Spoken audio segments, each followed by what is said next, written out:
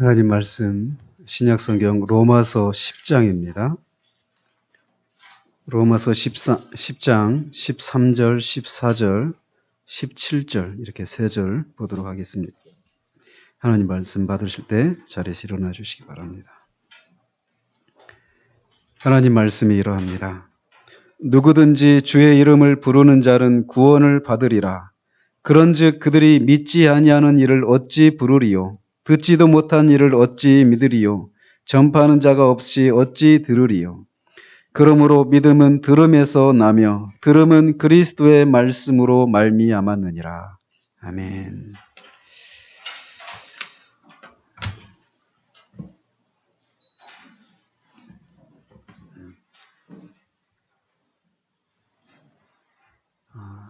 우리가 지금 계속해서 복음이 무엇인가에 대해서 우리가 계속 살피고 있습니다. 어떤 분들은 이런 말씀을 들으면서 오히려 더 혼란을 겪고 계시는 분이 계실 수도 있습니다. 복음을 내가 알고 있었던 그런 것이 아니라 내가 잘못 알고 있었구나 이런 식으로 이제 혼란을 겪을 수도 있고 또 어떤 분들은 이제 그런 것도 아니고 그저 맨 똑같은 얘기를 저렇게 계속 반복하나 이렇게 하면서 그다지 이것이 정말 복음으로 복된 소식으로 들려지지 않는 그런 상태 가운데 계신 분도 계시리라고 생각을 합니다. 그러나 하나님 말씀이 말씀하시는 것처럼 복음은 모든 믿는 자들을 구원하시는 하나님의 능력입니다.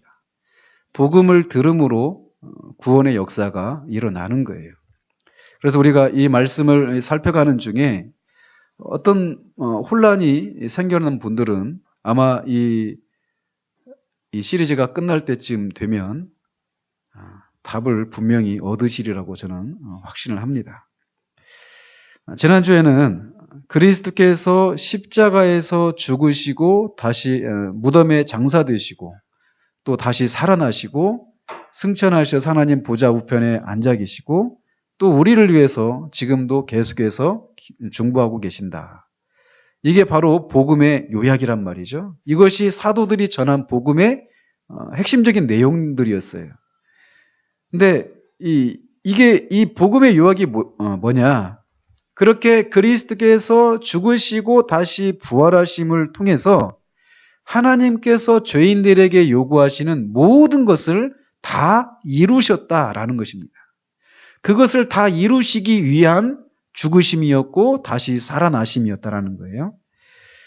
그래서 이렇게 그리스도께서 하신 일이 바로 죄인들에게 필요한 모든 일을 위한 것이었다라고 하는 것을 믿으면 구원을 받는 겁니다.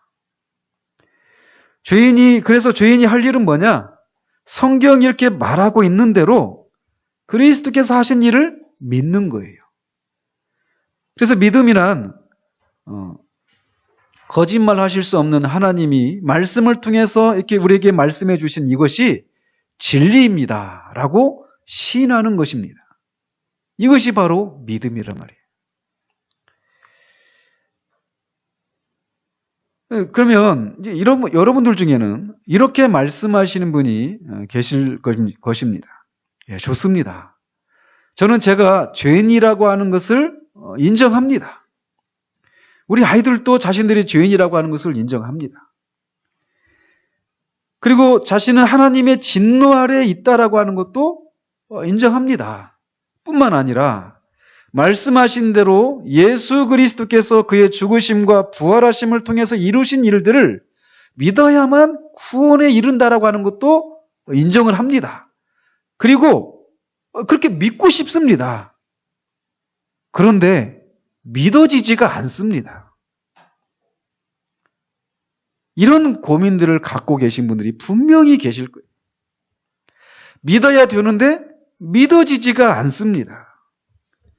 나에게는 믿음이 없습니다. 나보고 어떻게 믿으라고 하느냐 이렇게 질문을 하시는 분이 계실 수 있어요.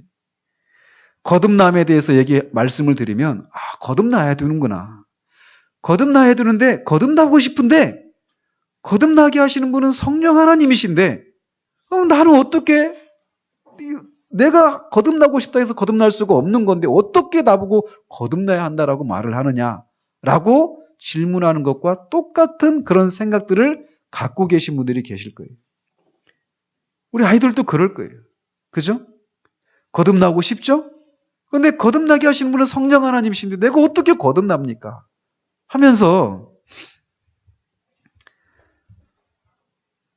믿음을 주시기 위해서 또는 거듭나기 위해서 거듭남을 제가 이렇게 제끼고 여러 번 말씀을 드렸으니까 믿음에 대해서만 국한해서 말씀을 전하면 믿음을 하나님께서 주셔야만 되는데 나보고 믿으라고 하니 어떻게 하란 말입니까?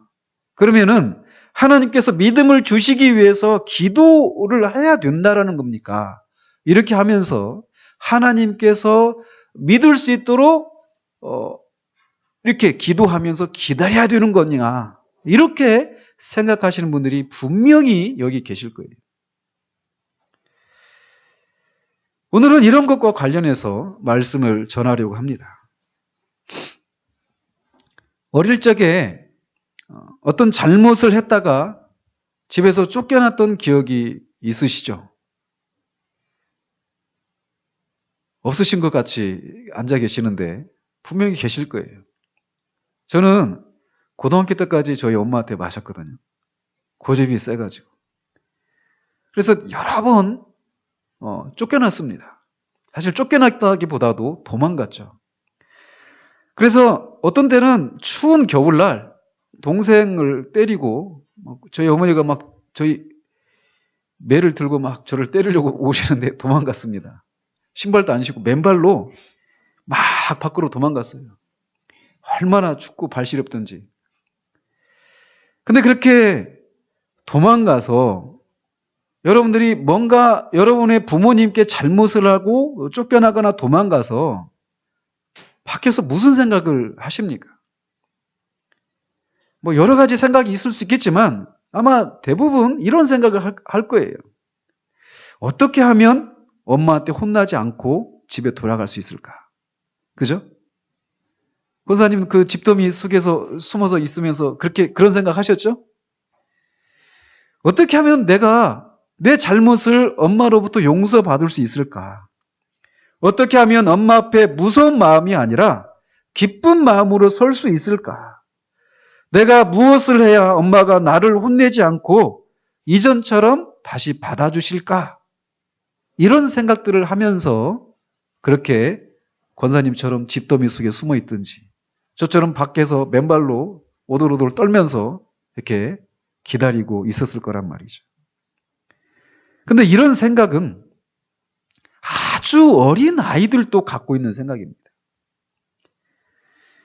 윤지나 이 지성이나 이런 우리 교회에서 가장 어린 아이 이런 아이들도 뭔가를 잘못하면 어떻게 하면 내 잘못을 엄마로부터 아빠로부터 용서받고 아빠가 다시 나를 사랑으로 대해 주실까? 이런 생각들을 하면서 내가 뭘 해야지? 이런 생각들을 갖고 있단 말이에요. 누가 알려주지도 않았는데도 본능적으로 잘못을 범하면 이렇게 무엇을 해야 내 잘못을 용서받을 수 있을까라고 하면서 어떤 행동들을 취한단 말이죠. 이것이 인간의 본성입니다. 왜 그런가? 언제부터 그랬는가? 그거는 우리 인간의 최초의 조상인 아담으로부터 시작된 것입니다.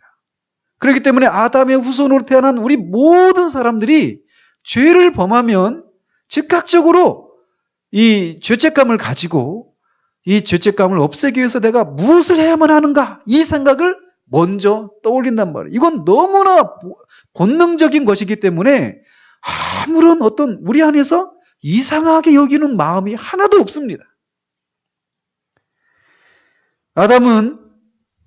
아담과 하와는 오늘날 우리들의 모습 속에서 발견되는 그런 모습들을 최초로 우리에게 보여주고 있습니다. 그들은 하나님이 금하신 선악을 알게 하는 나무의 과실을 따먹고 뭔가 일이 잘못되었다라고 하는 것을 즉각적으로 알았습니다. 그리고 자신들과 하나님 사이에 무엇인가 어떤 장애가 생겼다라고 하는 것을 즉각적으로 알게 되었다라는 거죠. 그것이 죄 때문이다라고 하는 것을 누구도 얘기해 주지 않았어요. 마찬가지로 이 죄가 뭔지도 몰랐던, 하나님이 어떤 분이신지 또 이 복음이 기독교에 대해서 들어본 적이 없는 사람들도 죄를 지으면 즉각적으로 뭔가 자신 안에서 뭔가 어떤 문제가 생겼다라고 하는 것을, 어떤 죄책감을 즉각적으로 갖게 된다라는 거예요. 아담과 하와는 아무도 그것이 죄 때문이다라고 하는 것을 말해준 사람이 없었어요. 왜? 그들밖에 없었으니까요. 그런데도 그 죄 때문에 하나님과 자신 사이에 무엇인가 가로막힌 어떤 장애물이 생겼다라고 하는 것을 알게 되었고, 하나님 앞에서 부끄러움과 두려움을 느끼기 시작을 했습니다. 그래서 우리가 알다시피 그런 두려움과 부끄러움이 그들 가운데 찾아왔을 때 그들이 처음으로 행한 행동이 뭐냐? 무화과 나무 잎으로 치마를 만들어서 자신의 부끄러운 것들을 가리는 것이었어요. 그러나 그 무화과 나무 잎으로는 자신의 부끄러움을 가리기에 충분하지 않다라고 하는 것을 알게 되는 데는 그리 오랜 시간이 걸리지 않았습니다. 무화과 나무 잎으로 치마를 만들어서 입었어도 하나님 앞에서 느끼는 그 부끄러움과 두려움을 쫓아낼 수 없었기 때문에 더 깊이 숲속으로 들어가서 하나님의 낯을 피했던 것이죠. 그러나 그 장소도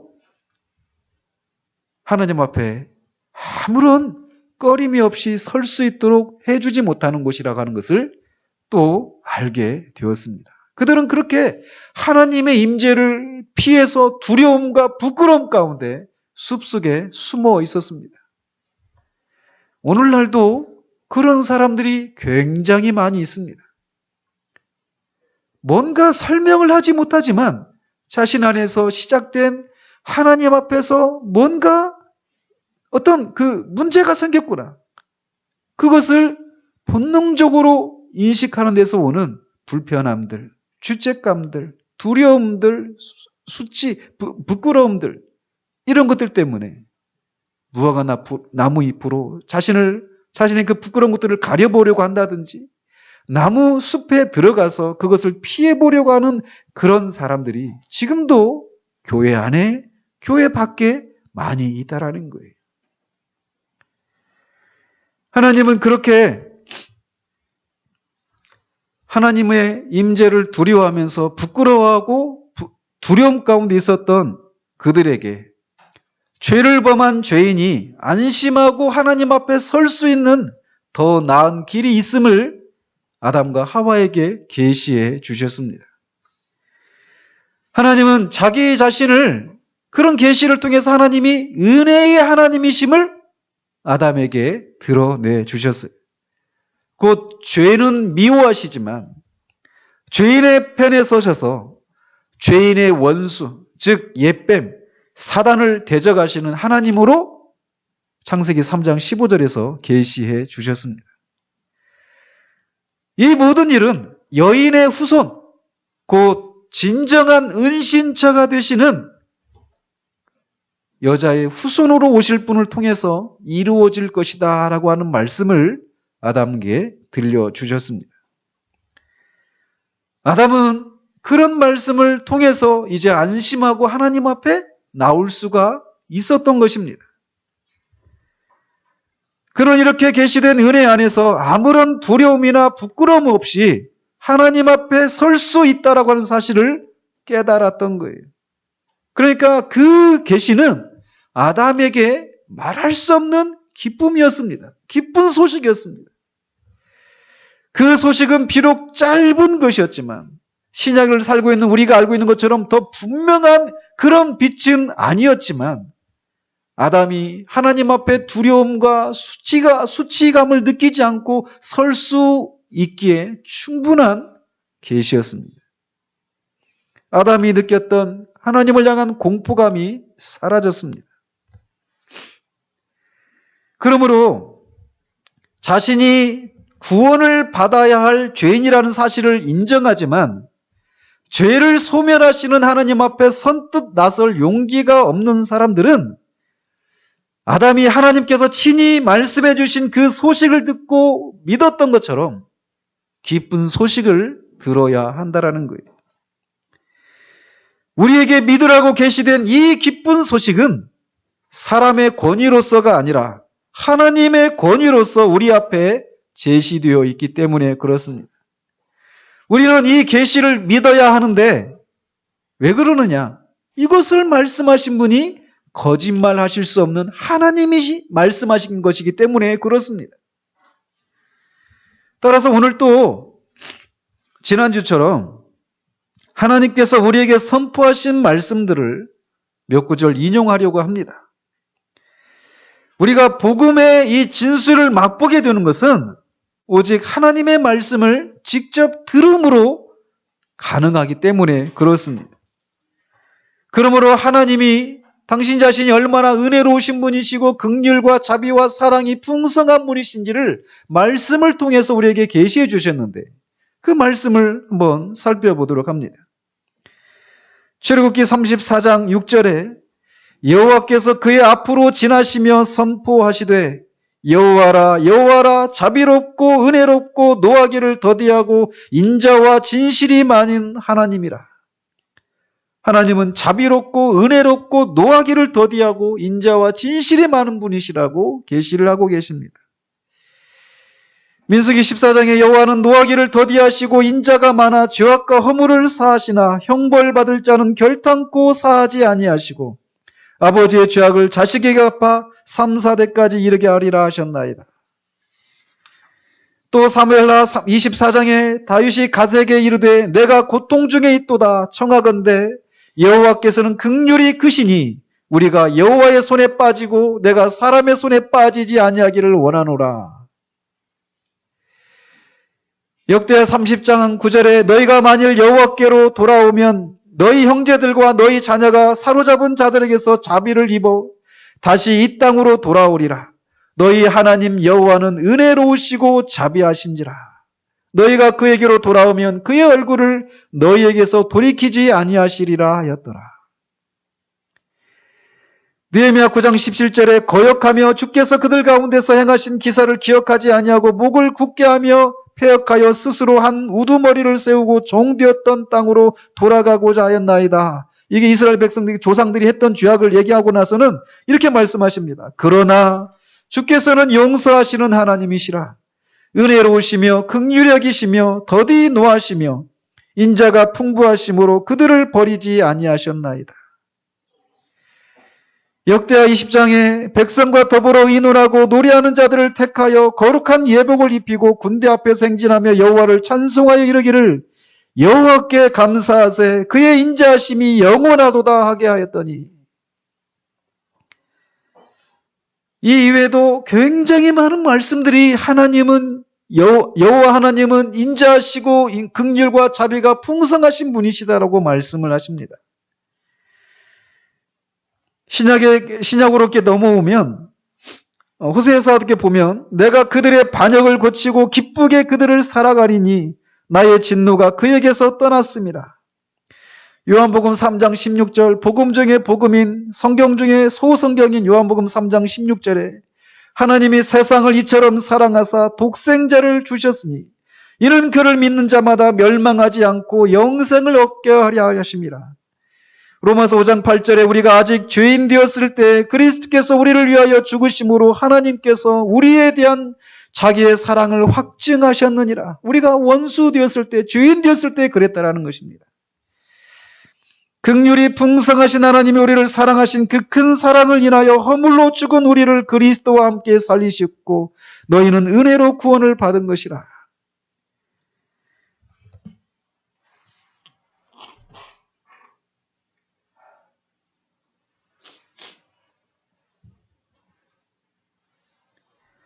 요한일서 4장 9절 10절에 하나님의 사랑이 우리에게 이렇게 나타난 바 되었으니 하나님이 자기의 독생자를 세상에 보내심은 그로 말미암아 우리를 살리려 하심이라. 사랑은 여기 있으니 우리가 하나님을 사랑한 것이 아니요 하나님이 우리를 사랑하사 우리 죄를 속하기 위하여 화목제물로 그 아들을 보내셨음이니라. 제가 지금 몇 구절을 이렇게 생략하고 이 말씀만 인용해 드렸지만, 지금까지 제가 인용한 말씀들은 정말 거짓말 하실 수 없는 하나님께서, 당신 자신께서 얼마나 은혜와 자비와 긍휼과 인자가 풍성하신지를 말씀하고 계십니다. 그러므로 이 말씀은 거짓말 하실 수 없는 하나님이 하신 말씀이기 때문에 참입니다. 이 말씀들은 자신의 죄로 인해서 수고하고 무거운 짐을 진 사람들에게는 생수와도 같은 말씀들입니다. 그러나 어떤 사람들은 이런 말씀을 들으면서, 아유 목사님, 그런 말씀은 정말 지금까지 귀에 못이 막히도록 들어왔습니다. 요한복음 3장 16절 같은 경우는 얼마나 여러분들이 어디서부터 교회를 다니셨다면 얼마나 많이 그 말씀을 들었습니까? 이미 그런 말씀은 여러 번 들었었고 또 읽기도 했지만 아무런 일도 제 안에서 일어나지 않았었습니다. 그런데 이 말씀을 듣는 것이 무슨 소용이 있습니까? 라고 그렇게 반문하시는 분이 계실지도 모르겠어요. 우리 아이들도 마찬가지. 이 말씀 다 외우잖아요. 아까 요한복음 3장 16절 말씀하니까 따라 하더라고요. 외운단 말이에요. 그런데 이런 말씀을 듣는 것이 무슨 소용이 있습니까? 아무런 일도 안 일어났는데 말이죠. 그러나 지금까지 아무리 많이 이런 말씀들을 들어왔더라도 다시금 이 말씀을 듣고 읽는 것은 너무나 중요합니다. 왜냐하면 복음은 이런 말씀 속에 감추어져 있기 때문에 그렇습니다. 성령께서 자신의 죄로 인해서 두려워 떠는 사람들에게 평강을 주시는 것도 바로 이 말씀들을 통해서 주시기 때문에 이 말씀을 다시금 듣고 읽는 것은 너무나 중요하다라는 거예요. 만약 여러분이 방금 인용해드린 이런 말씀들을 한 번 정도 읽어봤지만 또는 들어봤지만 여러분의 마음에 아무런 평강이 찾아오지 않았다라면 다시 한번 또 읽고 들으십시오. 두 번을 읽어도 여러분의 마음에 평강이 찾아오지 않는다라면 100번이라도 1000번이라도 읽으십시오. 하나님의 말씀은 죽은 문자가 아닙니다. 하나님의 말씀은 살아있고 능력이 있는 말씀입니다. 그렇기 때문에 하나님의 말씀을 읽고 또 읽으십시오. 여러분의 마음에 평강이 찾아올 때까지 말이에요. 우리가 잘 알고 있는 어거스틴이 회심할 때 어떻게 회심을 했는지 아십니까? 그는 자신의 영혼의 문제를 가지고 심히 비참해하고 큰 비탄 가운데 빠져 있었습니다. 어떻게 하면 내 영혼이 구원을 받을 수 있을까? 그런데 어느 날 자신의 그 비참한 상태를 인해서 집에 들어와가지고 비통한 가운데 있는데 밖에서 어린아이들이 놀면서 부르는 노래소리가 들렸습니다. 집어 들고 읽어라. 집어 들고 읽어라. 이런 후렴구들이 계속 들리면서 그가 집에 있었던 성경을 딱 펴고 봤던 말씀이 로마서 13장 13절이었어요. 그 말씀을 들으면서 갑자기 그 말씀이 그에게 꿈틀대며 다가왔습니다. 그토록 찾았던 영혼의 구원의 길이 무엇인가를 그 한 구절을 통해서 그가 빛을 발견하게 된 거예요. 하나님의 말씀을 읽고 들을 때 이 하나님의 말씀이 믿어지는 일이 생겨나게 된다는 것입니다. 그러므로 하나님의 은혜와 긍휼과 그의 자비와 사랑에 대해서 선포하신 하나님의 말씀을 집어 들고 읽으시는 여러분이 되시길 바라요. 제가 저 뒤에 이런 것과 관련된 말씀들을 뽑아놨습니다. 오늘부터 집에 가셔서 식탁이 있으신 분들은 식탁에다 붙여놓으십시오. 그래서 밥 먹을 때마다, 매일 밥 먹잖아요. 밥 먹을 때마다 볼 수 있는 자리에 저걸 붙여놓으시고 읽으십시오. 믿지 않는 가족들이 그것을 보고 읽을 수 있도록 그런 자리에 저걸 붙여놓으십시오. 성령께서는 그런 말씀들 안에 숨겨진 보화를 여러분들에게 계시해 주시기를 간절히 원하십니다. 우리가 진리를 깨닫기를 원하는 것과 비교할 수 없을 정도로 성령께서는 우리가 진리를 깨달아 생명에 이르기를 원하신다라는 거예요. 성령 하나님은 말씀의 저자로서 자신의 말씀을 존귀하게 하시는 분이십니다. 그렇기 때문에 그 말씀을 사용하셔서 죄인들을 구원하시는 일을 누구보다도, 우리들보다도 더 간절하게 열망하신다라는 거예요. 그러므로 성령께서 직접 기록하신 말씀을 우리에게, 나 같은 사람에게도 가르쳐 주실 것인가? 라고 하는 이런 의심을 가지고 읽어서는 안 됩니다. 그런 의심을 가지고 그렇게 간절히 깨닫게 하시기를 원하시는 그 성령님을 슬프게 하고 근심하게 해서는 안 된다라는 거예요. 성령께서는 우리가 말씀을 깨닫도록 하기를 열망하신다라고 하는 이 사실을 굳게 붙드는 여러분이 되시길 바랍니다. 그런 확신 가운데 말씀을 읽으십시오. 그러면 그분은 그 말씀을 해석해 주실 것입니다. 이렇게 말하면 또 어떤 사람들은 이렇게 말할지도 모릅니다. 나는 아직 죄인이고 회심하지도 못했는데, 아직 거듭나지도 못했는데 이런 내가 어떻게 성령님을 의지할 수 있습니까? 내가 회심할 때까지는 나는 성령님을 의지할 수 없습니다 라고 말할지도 모릅니다. 이렇게 말하는 것은 회심을 해야만 성령님을 의지할 자격이 생긴다라고 하는 그런 말과 똑같은 거죠. 그렇다면 거듭나야만 예수님을 믿을 수 있지 않겠습니까? 라고 말하는 것과 똑같다라는 거예요. 그러나 회심은 우리가 성령님을 의지할 자격을 주는 것이 아닙니다. 죄가 무엇입니까? 그것은 여러 가지로 표현할 수 있겠지만 하나님을 의지하지 않는 것, 이게 죄다라고 말할 수 있습니다. 그러면 회심은 무엇입니까? 회심한다는 게 무엇입니까?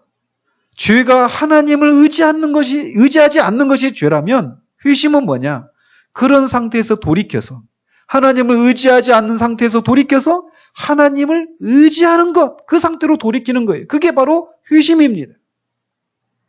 그러니까 자신은 회심하지 않았기 때문에 성령 하나님을 의지할 자격이 없다라고 말하는 것은 모순이 되는 거예요. 왜 그렇습니까? 회심하지 않았다라고 하는 것은 뭐예요? 그러니까 하나님을 의지하지 않는 상태를 가리키는 거예요. 근데 회심하지 않았기 때문에, 즉 하나님을 의지하지 않고 있기 때문에 하나님을 의지할 자격이 없다라고 말하는 것은 모순이란 말이에요. 하나님을 의지할 때까지는 하나님을 의지할 자격이 없다.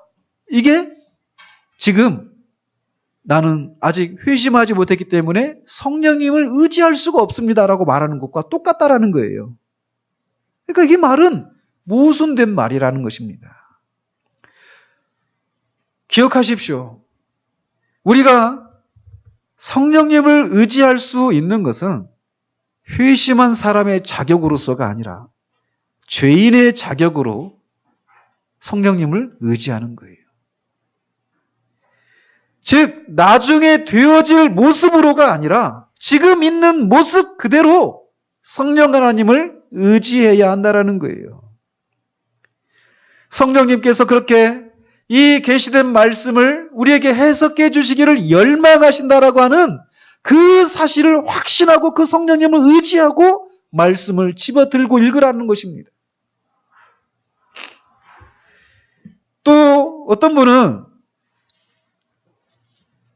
하나님께서 내게 믿음을 주실 때까지는 나는 기다릴 수밖에 없습니다라고 말하는 분이 계실 수도 있어요. 지금 그러고 있죠? 그러면서 하나님께서 먼저 여러분에게 무엇인가를 해주시기를 기다리면서 자꾸만 뒤로 미루는 사람들이 있을 수 있습니다. 저는 여기에도 계시다라고 믿어져요.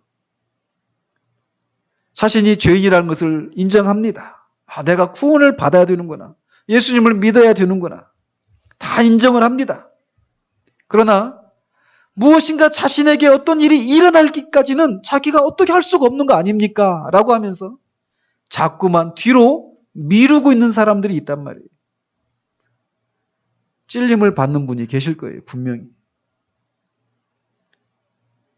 그러나 만일 그렇게 가만히 무엇인가 일어나기를 기다리는 것이 믿음을 얻는 길이라면 하나님은 우리에게 분명히 믿음을 주실 때까지 기다려라 라고 말씀을 해주셨을 거예요. 너희들이 구원을 받아야 된다는 필요를 느꼈느냐?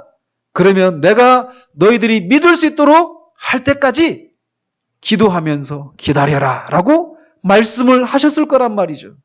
그러나 성경 어디에도 우리가 믿음을 얻기 위해서 기다려라, 기도하면서 기다려라 라고 하는 말씀이 없다라는 거예요. 오히려 하나님은 우리에게 즉각적으로 그의 아들을 영접하고 즉각적으로 그의 복음을 믿으라고 요구하십니다.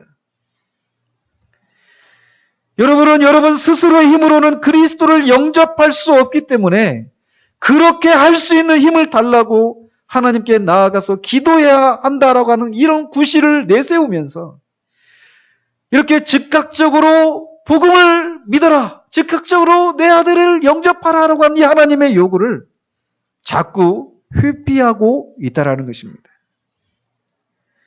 여러분은 즉각적으로 순종해야 한다는 것을 알면서도 이런 핑계를 대면서 자꾸만 뒤로 미루고 있다는 거예요.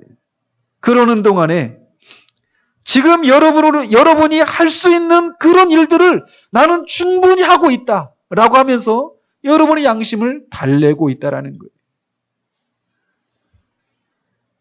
여러분은 믿기를 원하고 있고 여러분이 해야 할 몫을 지금 하고 있기 때문에 나는 이전과 같은 불신앙의 상태는 아니다라고 말하면서 여러분의 양심을 달래고 있을 수 있다는 거예요.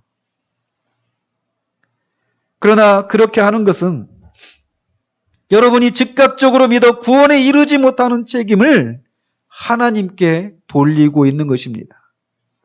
그렇지 않습니까? 하나님이 그 믿음을 주시지 않으니까 내가 어떻게 할 수 없잖아요 라고 하면서 그런 일들이 일어날 때까지 나는 할 수 없이 이렇게 기다리는 것밖에 내가 무엇을 할 수 있단 말입니까 하면서 자기 안에 믿음이 생기지 않는 책임을 하나님께 돌리고 있는 것이라는 말이에요. 아니 좀 더 정확하게 말한다면 여러분은 하나님을 비난하고 있는 것입니다.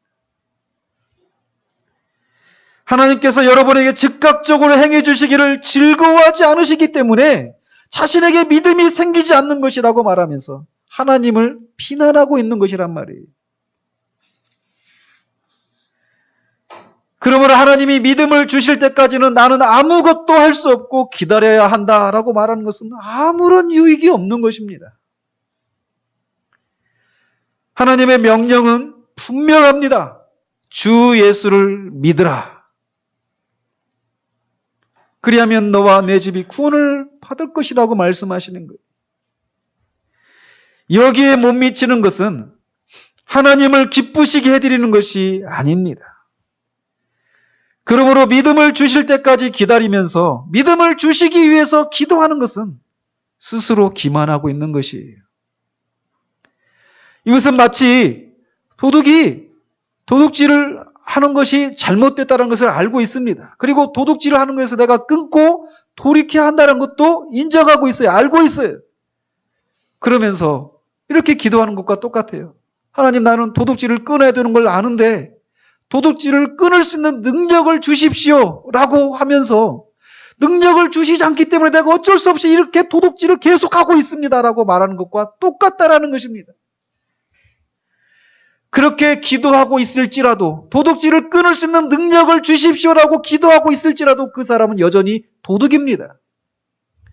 그런 것처럼 믿음을 주시지 않으면 나는 믿을 수가 없습니다라고 말하면서 성령 하나님을 의지하지 않고 하나님을 의지하지 않는 죄 가운데 있는 것은 여전히 죄 가운데 있는 것이라는 거예요.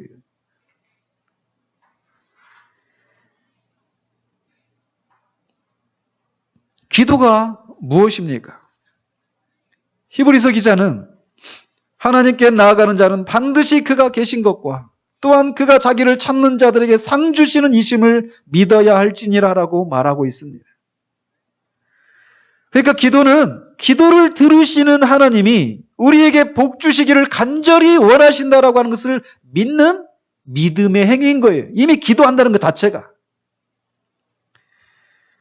기도는 이렇게 믿음을 내포하고 있고 믿음을 전제하고 있는 것입니다. 그러니까 이런 믿음이 없는 기도는 응답이 안 되는 거죠. 그죠? 그러므로 어떤 사람이 기도를 한다라고 하는 것은 그 사람이 기도의 대상이 되시는 하나님에 대해서 이미 무엇인가 알고 있다라고 하는 것을 의미하는 거예요. 근데 하나님에 대해서 뭔가 안다. 이게 뭡니까? 이게 바로 믿음인 거예요. 하나님을 아는 것이 믿음입니다. 근데 믿음이 생기지 않으니까 믿음이 생길 때까지 기도하면서 기다려야 한다. 이 말이 모순이라는 거예요. 사도 바울은 오늘 우리가 읽은 이 말씀에서 누구든지 주의 이름을 부르는 자는 구원을 얻으리라 라고 말합니다. 주님의 이름을 부르는 자는 구원을 받습니다. 그런데 이어서 말씀하기를 그런즉 저희가 믿지 아니하는 이를 어찌 부르리요? 주님을 부르면 구원을 받는데 믿지 않는 사람을 어떻게 부를 수 있느냐라고 말하는 거예요. 그러니까 자신에게 믿음을 주시기 위해서 기도하는 것은 모순이라는 거죠. 그죠? 이 부분에 대해서는 더 말씀을 드리도록 하겠습니다. 나중에. 만일 여러분이 하나님을 안다면, 여러분이 말씀을 통해 하나님의 사랑을 조금이라도 안다면 여러분은 하나님께 기도하고자 할 것입니다. 그리고 하나님은 여러분에게 생명을 주실 거예요. 다시 한번 말씀드리거니와 복음은 하나님이 우리를 좋게 보시도록 하기 위해서 우리가 무엇을 해야 하는가에 대한 것이 아니에요. 죄의 사함을 받기 위해서 우리가 어떤 것들을 행해야 하는가를 말해주는 것도 복음이 말하는 것이 아닙니다.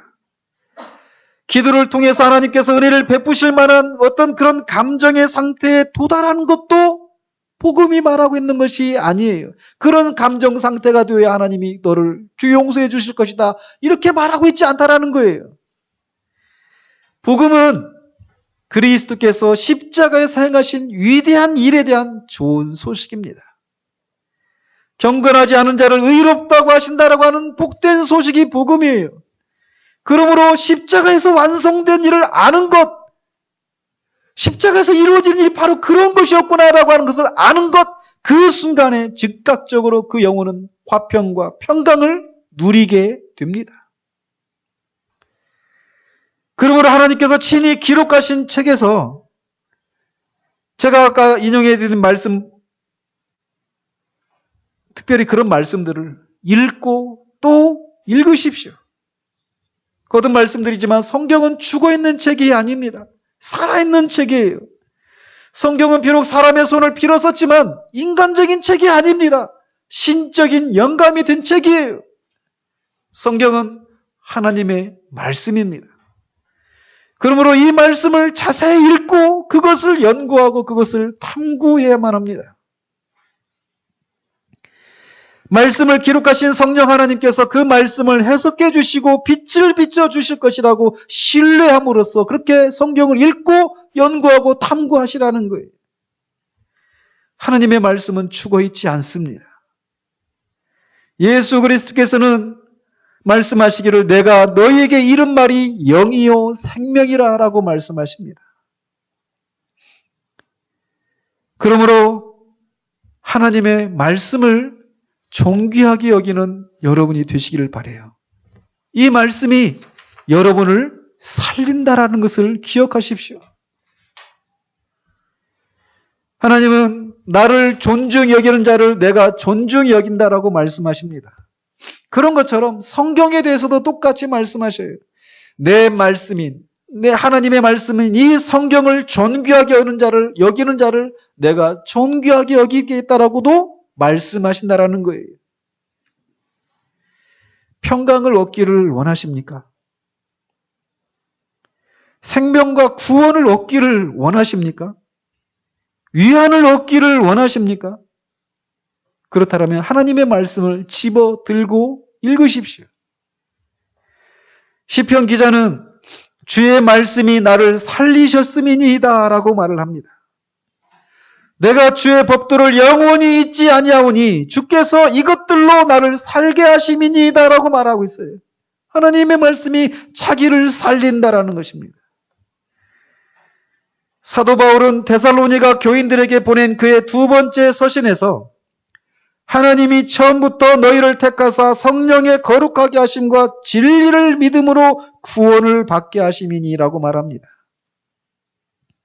즉 우리가 구원을 얻는 것은 진리를 믿음으로 구원을 얻게 된다라는 것이에요. 하나님의 말씀은 진리입니다라고 주님께서 대제사장적인 기도 가운데서 말씀을 하십니다. 그러므로 말씀을 읽고 또 읽으십시오. 우리가 이렇게 말씀을 믿음으로 구원을 얻어 새 생명을 얻기 때문에 야고보 사도는 진리의 말씀으로 우리를 낳으셨다라고 말을 하는 것입니다. 믿어야 하는데, 믿고 싶은데, 믿음이 안 생기는데 어떻게 해야 되느냐라고 묻고 계시는 분이 계십니까? 사도는 그런 분들에게 이렇게 말을 합니다. 그러므로 믿음은 들음에서 나며 들음은 그리스도의 말씀으로 말미암았느니라. 그렇기 때문에 하나님은 이사야 선지자를 통해서 너희는 귀를 기울이고 내게 나와 들으라. 그리하면 너희 영혼이 살리라 라고 말씀하고 있는 것입니다. 언제가도 제가 말씀을 드린 기억이 있는데 폴 워셔 목사님이 언제가 캐나다 북부 지방에 복음을 전하러 갔어요. 집회를 인도하러 가셨습니다. 그래서 그 북극 가까운 데에서 사람보다도 북극곰이 더 많은 동네였다고 합니다. 아무튼 그런 동네 조그만 교회에서 말씀을 전하고 있었는데 예배 중에 갑자기 어떤 사람이 문을 열고 들어오더랍니다. 막 덩치가 이렇게 막 크고 폴 워셔 목사님이 제가 옆에 서 보니까 저는 허리를 잡으려고 이렇게 허리를 껴안았는데 엉덩이를 잡았어요. 그렇게 크더라고요. 근데 그분이 보기에도 그 제표 중에 들어온 분은 더 큰 분이었대요. 어마어마하게 막 자이언트맨 막 이렇게 말하더라고요. 거인 같은 사람이 들어오더랍니다. 말씀을 전하려고 하는데 딱 보니 앉는 모습을 딱 봤는데 자신이 태어나서 세상에서 그렇게 어두운 얼굴을 한 사람 처음 봤다라고 할 정도로 완전히 사색이 되어서 그렇게 들어왔답니다. 이 집회를 끝내고 이제 면담을 했어요. 얘기를 들어보니까 그 사람이 방금 전에 병원에 다녀왔는데 이제 앞으로 2주밖에 못 산다라고 하는 사망 선고를 듣고 온 거예요. 이미 암이 전신에 다 퍼진 상태였어요. 2주밖에 못 산다는 얘기를 듣고 사색이 되어서 예배당으로 들어온 겁니다. 자신은 한 번도 교회를 이전에 나가본 적이 없다라는 거예요. 근데 이제 왔다라는 거죠. 폴 워셔 목사님이 그분을 놓고 이제 말씀을 전하기 시작합니다. 구약에서부터 신약으로 계속 말씀을 같이 들고 계속 읽어주고 설명하고 또 읽어주고 설명하고 이거를 계속 반복했답니다. 나 내일 지금 이제 폴 워셔 목사님 미국 분이잖아요. 미국으로 돌아가야 되는데, 나 비행기 캔슬할 테니까, 취소할 테니까, 몇 시간이라도, 밤을 꼴딱 세워서라도 이것을 합시다 하고, 그렇게 성경을 읽기 시작했답니다. 성경을 계속 몇 시간인가를 읽었대요. 계속, 구절을 찾아가면서 말이죠. 아무런 일이 안 일어났답니다. 그런데 또다시 요한복음 3장 16절을 한번 다시 펴십시오. 그렇게 말하니까 이분이 아니 아까도 몇 번이나 읽었잖아요. 몇 번이나 읽었는데 또 읽느냐고. 그래도 한번 펴서 읽으십시오. 그분이 또 펴서 이제 읽기 시작했답니다. 하나님이 세상을 이처럼 사랑하사. 여기까지 읽더니 갑자기 그분이 막 울면서 외치더라는 거예요. I am saved. 나는 구원받았습니다.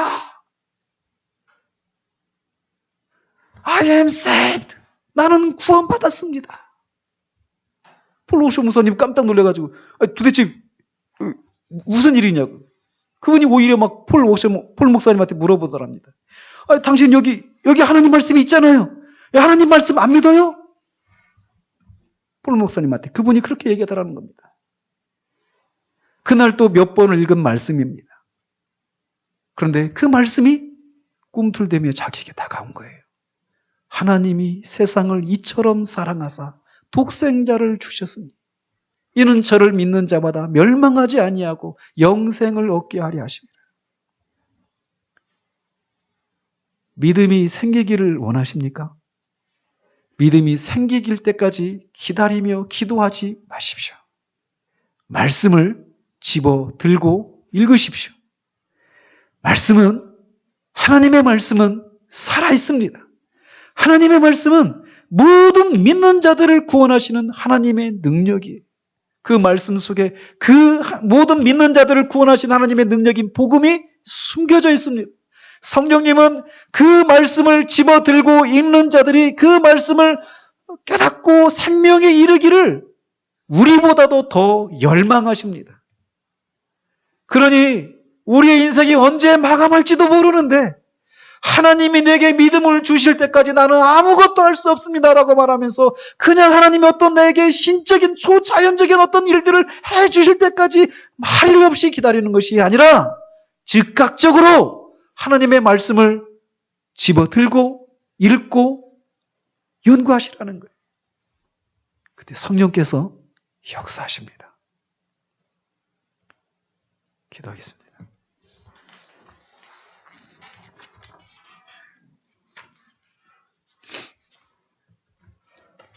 하나님 아버지, 사탄은 우리를 진리를 깨닫지 못하게 하려고 수단과 방법을 가리지 않고 꾀를 냅니다. 거기에 호응해서 우리도 무지함으로 거기에 호응하여서 예수 그리스도께서 십자가에서 이루신 일들을 믿으면 구원에 이르는데 그 믿음을 얻기 위해서 또다시 하나님께서 우리에게 무엇인가를 해 주실 때까지 나는 아무것도 할 수 없습니다 라고 말하면 구원에 이룰 수 있는 길이 우리에게 열려져 있는데도 그것을 즉각적으로 취하지 아니하고 자꾸만 뒤로 미루면서 결국 그런 믿음을 주시지 않는 하나님을 비난하고 있는 그런 죄를 범하고 있을 때가 많이 있습니다. 하나님은 우리에게 말씀하십니다. 즉각적으로 예수 그리스도를 영접하라. 복음을 믿으라. 복음이 감추어진 이 하나님의 말씀을 읽을 때, 집어들고 읽을 때 성령께서 그 말씀을 풀어주셔서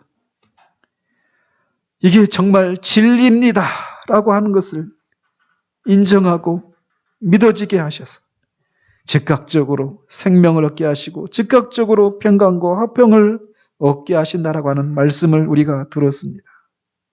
하나님 아버지, 정말 뒤로 미루는 사람이 없기를 원합니다. 말씀을 집어들고 읽어서 성령께서 그것을 우리보다도 더 그것을 깨달아 생명이 이르기를 갈망하신다는 것을 신뢰하고 확신하며 말씀을 그렇게 집어들고 읽어서 정말 생명을 누리는 그런 일들이 있을 수 있도록 주님 도우시옵소서. 이미 그런 은혜를 힘입어 구원에 이른 사람들도 여전히 우리는 하나님의 은혜가 필요한 사람들입니다. 그러하오니 말씀을 정말 존귀하게 여기는 그런 우리 모두 되어지기를 원합니다. 말씀을 존귀하게 여기는 자들을 하나님이 존귀하게 여기실 것입니다. 하나님, 그렇게 우리 모두가 집어들어 읽는, 그래서 생명을 얻고 더 얻는 그런 우리 모두 되어지기를 소원하옵고 우리 주 예수 그리스도 이름으로 기도합니다. 아멘.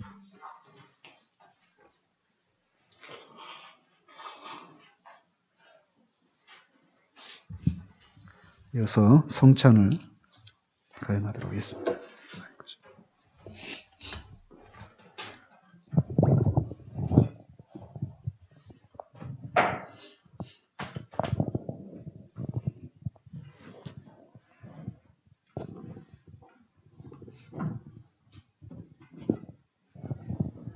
기도하고 성찬을 거행하도록 하겠습니다. 하나님 아버지, 감사합니다. 우리가 죄인 되었을 때, 원수 되었을 때, 연약하고 불경건할 때 우리를 향한 하나님의 사랑을,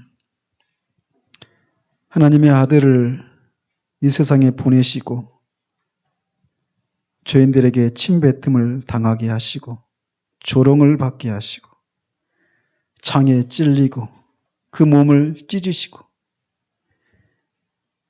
모든 피를 쏟아 죽게 하심으로 우리를 향한 하나님의 사랑을 확증하셨습니다. 그 주님이 그렇게 십자가에서 죽으심으로 우리가 받아야 될 죄에 대한 모든 형벌을 다 치르셨고 또 그가 다시 살아나심으로 우리를 하나님 앞에 의롭다고 의로운 사람으로 여겨주신 그 주님의 행하심을 우리가 기념하며 성찬을 거행하고자 합니다. 주의 성령님 우리 가운데 오셔서 주님의 죽으심의 의미를 다시금 우리 가운데 되새기게 하시고 그 주님의 죽으심에 동참한 또 주님의 다시 살아나심에 동참한 사람들이 무엇을 위해서 살고 누구를 위해서 살아야 될지를 기억하게 하시며 동일한 은혜를 덧입은 사람들을 향하여서 우리의 사랑이 흘러가는 일들이 있기를 원합니다. 주의 성령께서 함께해 주시기를 원하옵고 예수 그리스도 이름으로 기도합니다. 아멘.